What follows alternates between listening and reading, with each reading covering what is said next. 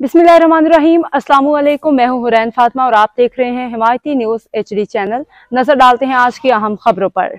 सांगर report. Ishfaq salary की report. Shahdadpur में बेकाबू ट्रैक्टर ट्रॉली ने चिंची रिक्शे पे सवार खातून की जान ले ली, जबकि 3 बेटियों को भी शदीद जख्मी कर दिया। शहदादपुर के रेलवे ओवरहेड ब्रिज पे चिंची रिक्शा में सवार शेरखान लगारी गांव की मां बेटियों पे पीछे से आने वाली बेकाबू ट्रैक्टर ट्रॉली ने टक्कर मार के मां 40 साला अजरा बानो जोजा अशरफ इमरानी ने को जान बहक, जबकि 3 बेटियों नादिया, मुस्कान, तहजीब इमरानी को शदीद जख्मी कर दिया, जिन्हें मौका पे मौजूद शहरियों ने फौरी तिब्बी इमदाद के लिए सिम्स अस्पताल मुंतकिल किया, जहां खातून की हलाकत के डॉक्टरों ने तस्दीक की, जबकि शदीद जख्मी बेटियों को तिब्बी इमदाद दी गई।